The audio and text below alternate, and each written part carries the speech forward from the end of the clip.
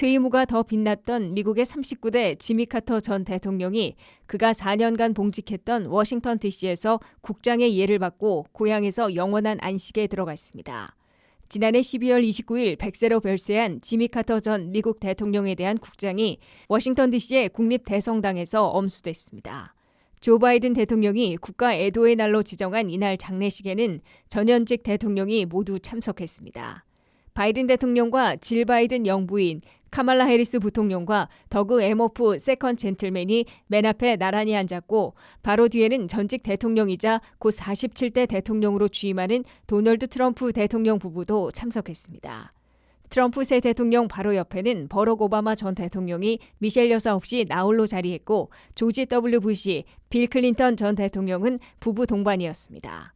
세 번째 줄에는 마이크 펜스, 엘 고어 댄 퀘일 전 부통령과 영국 에드워드 왕자, 최근 사임을 발표한 트리도 캐나다 총리, 안토니오 구테우스 유엔 사무총장의 모습도 보였습니다.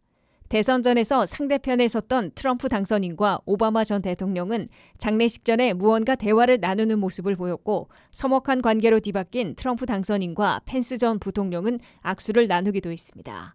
이날 국장에서 바이든 대통령을 비롯해 카터 전 대통령의 손자인 조시 카터, 제럴드 포드 전 대통령의 아들 스티븐 포드, 월터 먼데일 전 부통령의 아들 테드 먼데일, 백악관에서 카터 전 대통령을 보좌했던 스튜어트 아이젠스타트가 추도사를 했습니다.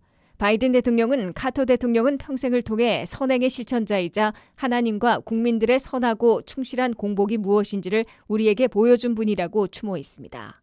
포드 전 대통령의 아들인 스티븐 포드는 아버지의 약속을 지키기 위해 생전에 작성했다는 추도사를 대신 읽었습니다. 정치적 경쟁자였던 포드 전 대통령과 카터 전 대통령은 이후 서로의 장례식에서 추도사를 해주기로 약속할 정도로 가까운 관계가 됐습니다.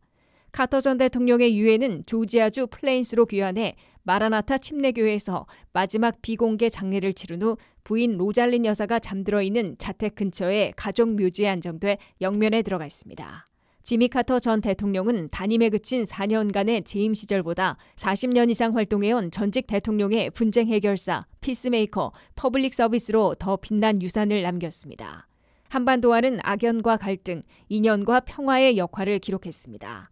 박정희 대통령 시절 주한미군 철수와 인권 외교로 최악의 정상회담으로 갈등을 빚었으나 퇴임 후 90년대 초 북핵 1차 위기 시 미국의 영변 폭격설이 나돌자 북한 방문을 자처해 김영삼, 김일성 간 남북 정상회담까지 합의해 서울로 와서 한반도 전쟁 위기를 막았습니다. 1981년 퇴임하고 나서 40년 이상을 집짓기 운동인 헤비타트 봉사활동을 벌이고 지구촌 곳곳에서 민주주의 선거를 감시하며 분쟁 해결사, 피스메이커 역할에 매진해 2002년 노벨 평화상 수상을 하는 등 퇴임 후가 더 빛났던 미국 대통령으로 불려왔습니다.